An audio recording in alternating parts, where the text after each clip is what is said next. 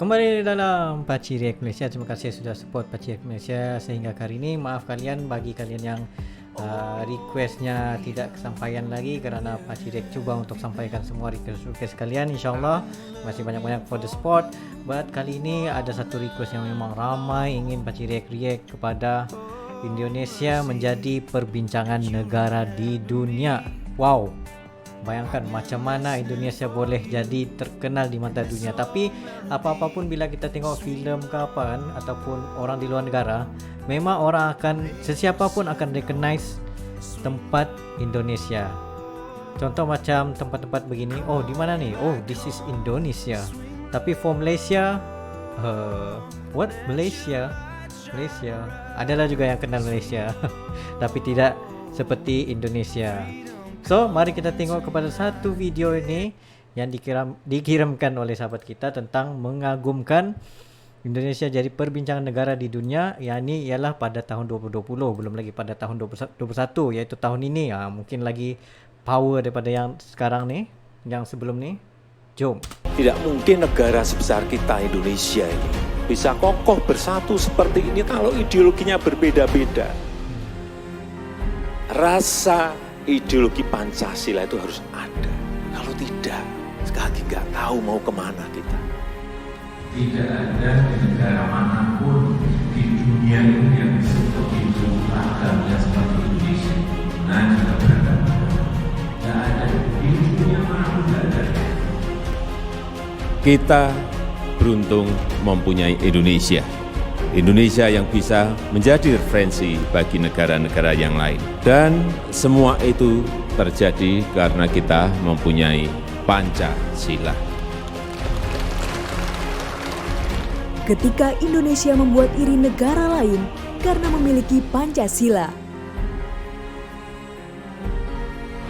Tapi kalau dilihat sendiri pun, ia bergantung dengan pemimpin masing-masing juga. Macam negara Malaysia sekarang ni, pemimpinnya sendiri pun ada masalah untuk menangani COVID, untuk menangani masalah ekonomi sekarang ni. Pening. Bahwa Pancasila itu adalah benar-benar satu dasar yang dinamis. Negara Indonesia yang memiliki banyak keberagaman seringkali menjadi perhatian dunia, sebab dengan memiliki lebih dari 700 suku dan 1.100 bahasa lokal, Indonesia menjadi negara pemilik budaya terbanyak di dunia. Meskipun begitu, dengan semboyan Bhinneka Tunggal Ika, paling banyak di dunia, okey? Wow, bayangkanlah. Indonesia tetap mampu mempersatukan semuanya, dan tentunya dengan asas Pancasila. Pancasila adalah sebuah karya besar para founding fathers bangsa Indonesia sebab dapat meracik sebuah ideologi jalan tengah di luar ideologi Islam dan sekuler liberal barat, di mana ideologi ini tidak dimiliki oleh negara lain. Oleh sebab itu, banyak negara-negara lain yang mengamati perkembangan Pancasila, mengaguminya, dan bahkan sebagian lain ada negara yang ingin meniru ideologi Pancasila sebagai ideologi jalan tengah. Dalam hal ini, Presiden Joko Widodo pernah mengaku jika dari kunjungannya ke beberapa negara di Eropa, Asia, dan Timur Tengah, Pancasila selalu menjadi bahan perbincangan. Menurutnya, pengakuan beberapa negara menyebut Indonesia mampu dengan baik menyatukan 17.000 pulau dan keberagaman etnis dengan Pancasila. Indonesia yang bisa menjadi referensi bagi negara-negara yang lain. Dan semua itu terjadi karena kita mempunyai Pancasila. Pengakuan itu saya dengar langsung dari pimpinan-pimpinan negara-negara besar dunia. Selain itu, Presiden Jokowi juga mengatakan jika bangsa-bangsa lain merasa kagum dan iri terhadap Indonesia karena memiliki banyak keberagaman, di mana hal itu tidak dimiliki oleh negara Semangat. manapun di dunia. Tidak ada di negara manapun di dunia ini yang disebut itu agamanya seperti Indonesia. Nah, juga beragama. Tidak ada di dunia manapun, tidak ada.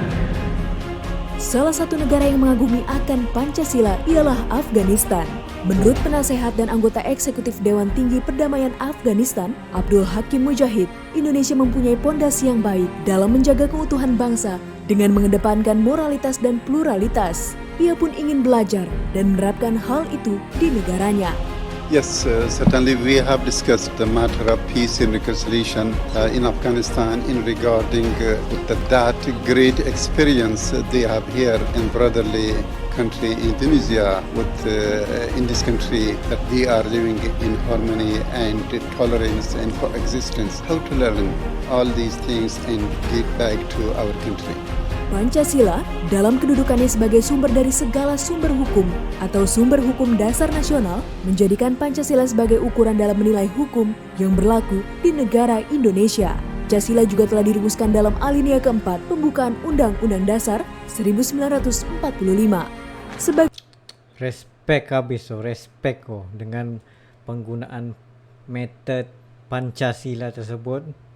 Bayangkan begitu beratus kaum, beratus bangsa boleh bersatu tanpa ada pertelingkahan. Macam di Malaysia sendiri sikit je kaum, macam contoh kaum Melayu, Cina, India, kadang tiga ni paling cepatlah bergaduh. Tapi kalau tengok bahagian Sabah Sarawak, jarang sekali lah pergaduhan di antara kaum tu. Apatah lagi di Indonesia. Respect guys. Sebagai negara demokrasi terbesar ketiga di dunia, setelah India dan Amerika, sudah sepatutnya kita bangga memiliki Pancasila. Sebab Pancasila mampu menjadi perekat yang kuat bagi bangsa Indonesia yang sangat beragam. Salah satu wujud dari Pancasila ialah toleransi dalam hidup beragama. Dalam hal ini, pemerintah Indonesia secara resmi telah mengakui 6 agama, yaitu Islam, Protestan, Katolik, Hindu, Buddha, dan Konghucu, serta membebaskan setiap warga negaranya untuk memeluk agamanya masing-masing. Sebagai generasi penerus bangsa, tidak ada salahnya kita berperilaku dan berjiwa Pancasila, yakni dengan saling menghormati kebebasan beragama, mengakui persamaan derajat, hak dan kewajiban sesama manusia, memajukan pergaulan demi persatuan dan kesatuan bangsa yang berbineka tunggal ika, tidak memaksakan kehendak pada orang lain, serta menjaga keseimbangan antara hak dan kewajiban.